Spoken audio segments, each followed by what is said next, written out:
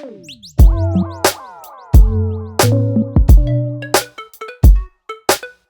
this is completely unplanned, but I was just about to get my breakfast ready for the week, and I thought, why not record it and show it to you? My kitchen isn't tidy, I haven't prepared anything, this is real life. So these are baked oats, also called pancake bowls sometimes. And I have these Monday, Wednesday, and Friday because it kind of fits in with my training. So I prepared three of them, put 2 in the fridge, and then the third one goes in the freezer, and I take that out on Thursday evening. So this is my base. I'm going to start out with oats. I use 40 grams per portion, so I have 120 grams. There we go. Then I've got protein powder. Now for this one, because I am going to use pumpkin puree, I would recommend you use vanilla, or it can be salted caramel, something that goes with pumpkin basically. And I'm using a scoop per portion, so that is 3 scoops.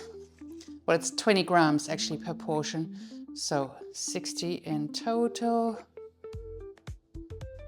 There we go. And then I'm also using baking powder. It's about half a teaspoon per portion. There you go, told you I didn't plan this at all. Haven't got my equipment ready. Anyway, real life. Okay, so 5 grams per portion, so it is 15 in total. And I will add the final recipe to the description below. That's our dry ingredients. Actually, no, we're also going to add in some pumpkin spice or cinnamon, depending what you have access to. I'm going to be quite generous here. Nice bit of pumpkin taste. All right, so I'm going to give that a mix.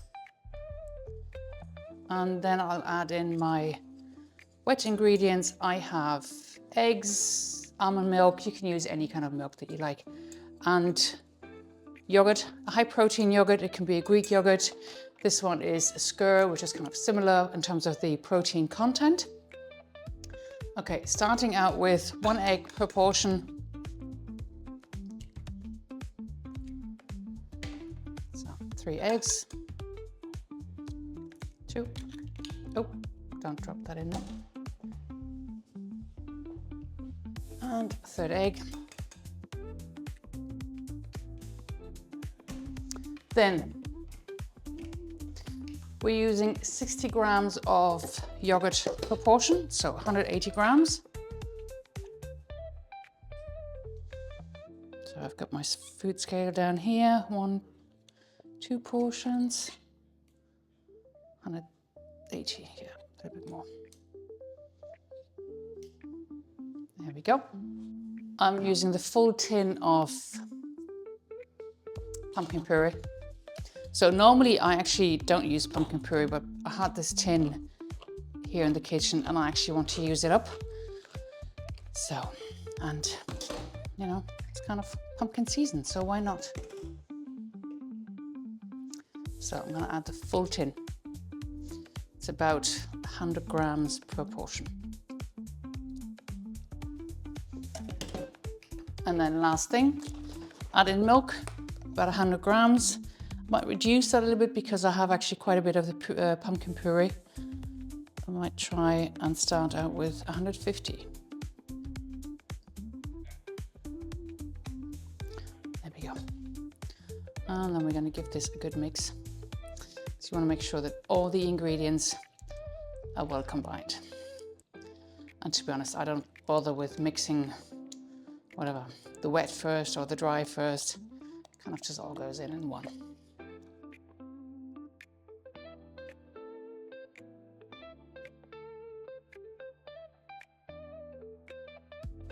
Okay, you just want to make sure that the dry stuff which sits at the bottom of the bowl is well mixed in with all the rest. Now we're going to distribute that over the 3 glass containers or any kind of containers that are oven proof. I like these. These are little Pyrex dishes. I think they're about 1 liter each. But yeah, they're perfect for this. Okay, then we're just going to smooth this out so it's well distributed here in the little form, and probably have a little bit too much in these two, so I might just have to balance that out a bit. There we go. That seems a little bit more even now. Okay, I suppose you could weigh these just to make sure they're kind of equal. 822, 835, 812. Not a big difference. So 2 of these are going in the fridge and 1 is going in the freezer. Because that one is for Friday. Today is Sunday, so I don't want to leave it in the fridge for too long. And then what I'll do is on Thursday night, I just take it out of the fridge. I take it out of the freezer so that by Friday morning, it's fully defrosted and I can just pop it either in the oven or in the air fryer. I actually make these in the air fryer, but you can use your oven just as well. So there we go. That's the meal prep for my pumpkin baked oats or pumpkin pancake bowl.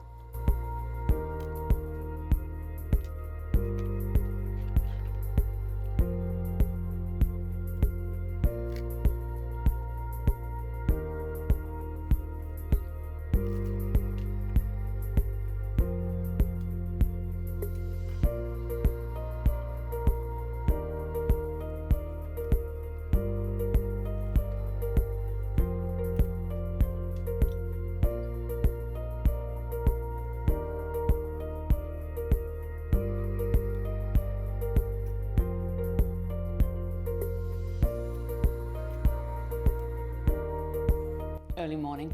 I'm about to do my workout in about 25 minutes. So I'm going to pop this into the air fryer before, so it's ready afterwards. So this is actually quite nice and firm. It's not too loose. I'm adding about 10 grams of chocolate chips. You can add whatever you like.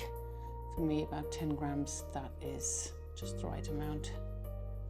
And I've done this plenty of times, so I know roughly what 10 grams of chocolate chips are.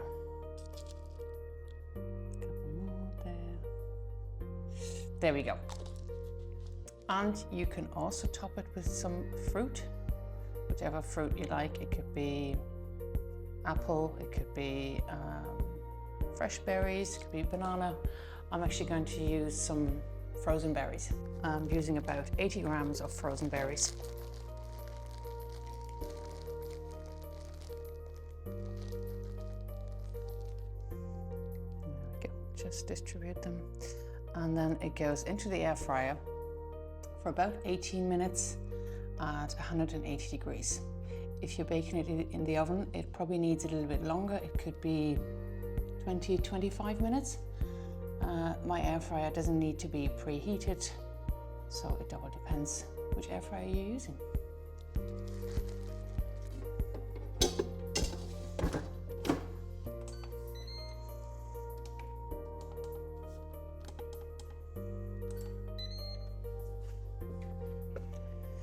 Okay, there we go. This looks absolutely divine, and it smelled so good when I was doing my workout. I'm going to pop the full recipe in the description below with the macros, and hope you'll make it. Let me know if you like it. Of course, if you wanted to, you could add a little bit of Greek yogurt on top, but I'm just going to keep it as it is.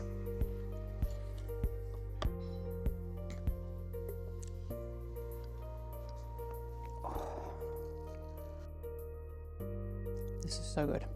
It's basically like having cake for breakfast. I'm all for that.